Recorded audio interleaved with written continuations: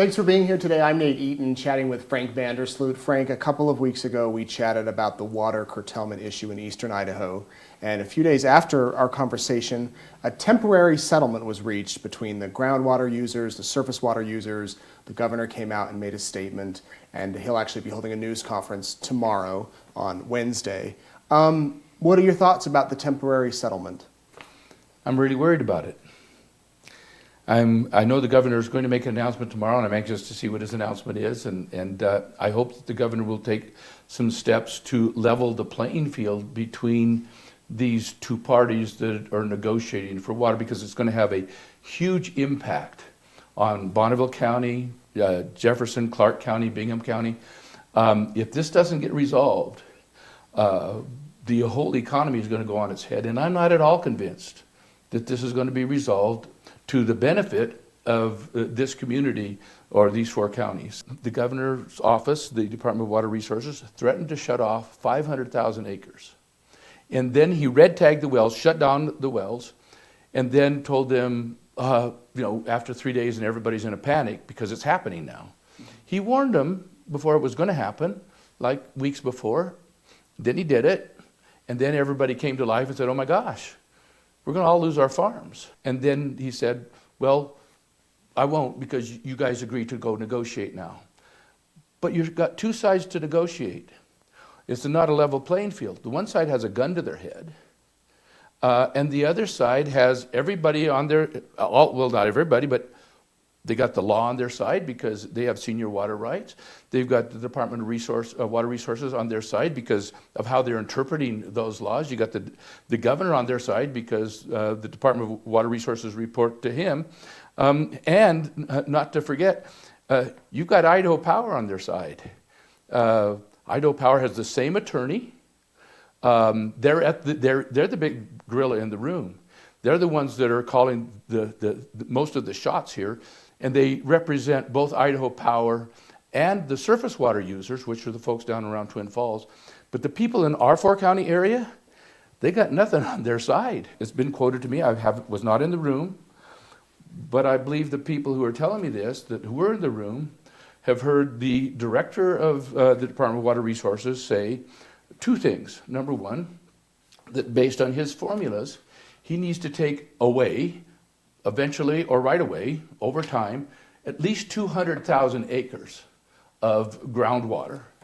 In East Idaho. Well, this would be, in our area. That's who's got the groundwater, right? That. And if he plans to take away 200,000 acres, just imagine what that's going to do to the economy. Now, I wasn't in the room when he said it, but he's also been quoted to say, we're just going to do it, at least at the very minimum, 6,000 acres a year over the next, I don't know how many years.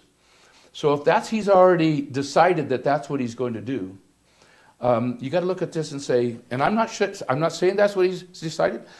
He's being quoted as having decided that based on the formulas that he decided to use. He changed the formulas that they were using before. Evidently, the Supreme Court says he's got all the power in the world to make those. It's in his hands, what formula he uses or whatever. He's got an enormous amount of power.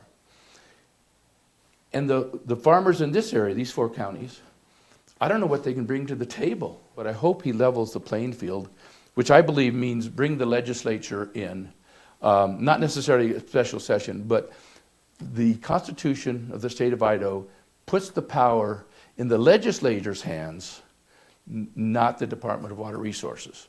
So you mentioned a minute ago Idaho Power. How does that play into this? People are thinking, how does the water affect the power? Well, that's a good question, and I hope that at the press conference, I hope that the governor allows for some questions. I hope the press will ask him some questions here. This is the stock price from IDACORP. That's the parent company of Idaho Power. On April 18th, by the way, the stock had been going down until April 18th. The governor's office announces that they're turning off the water to this area, the groundwater. Then the stock price of Idaho Power jumps, and it jumps again the next day and the next day and continues to go up for the next 30 days. Okay? This was the turnaround day. That was the low, everything turned around. Why does that happen? Why does, when the governor says, I'm going to turn off the farmer's water, does the stock price of Idaho Power jump? Then there's this question. This is a graph of the amount of shares traded, okay?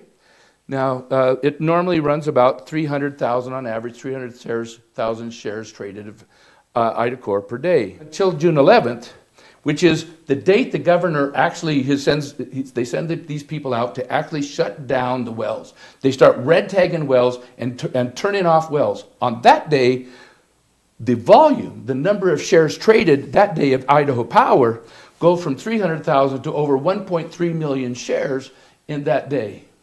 I hope somebody asks the governor, what's the relationship? How come the stock price goes up when you're going to shut off the water? And how come the number of shares traded of Idaho Power jump through the roof the day you do turn off the powers, or off the water, I mean? Why do you think? Well, there's theories about this that make a lot of sense. I think what's been explained to me, and I want to be clear, I'm not accusing anybody of any wrongdoing. I'm just saying smart traders know how this works. When the aquifer goes up, then the water goes someplace. It doesn't just stay in the ground. It flows downstream to Thousand Springs in that area, comes out of the mountains in spring water, goes into the river, the Snake River, flows downstream and goes over the dams, which greatly increases the profits of Idaho Power, of course.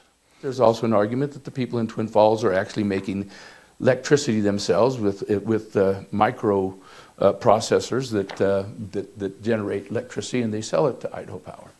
I'm not saying that's wrong. I'm just saying there's a correlation. There's something going on here, and I'm not at all convinced it's a level playing field. You think the only way to solve this would be legislation? There has to be something done to bring this other side to the table to negotiate. You can't just stand there and say, they're going to work it out. Well, you got a gun to these guys' head, and these guys got no reason to do anything, and these guys have nothing to give. That's what's unfair about this. That's why I think there needs to be the legislature step in to say, we don't want to lose agriculture from this area.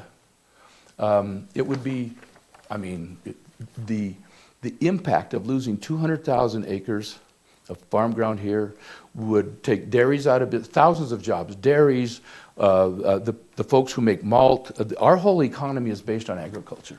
Our entire, we've got the site, we've got like Melaleuca, and we've got a few other companies but we have an agriculture base of our economy. There's some people that'll say, well, you have farmland, you're obviously, looking out for yourself, for your farms. Why are you so passionate about this? I got a little bit of farm ground in this area. I do. I have surface water rights, canal water rights, so I've got some groundwater. But my livelihood is not based at all on the agriculture economy. But my grandkids live here. My kids live here. They have jobs here. And if this economy goes, I see my kids moving away like everybody else's kids. If there's no jobs, then you got to move to some place there's jobs. So I'm worried about the future of this area.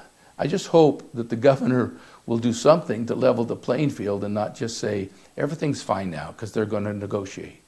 Because one side has a gun to their head and the other side has nothing to lose. Frank VanderSloot, thank you very much. We'll be at the news conference. Hopefully those questions get answered.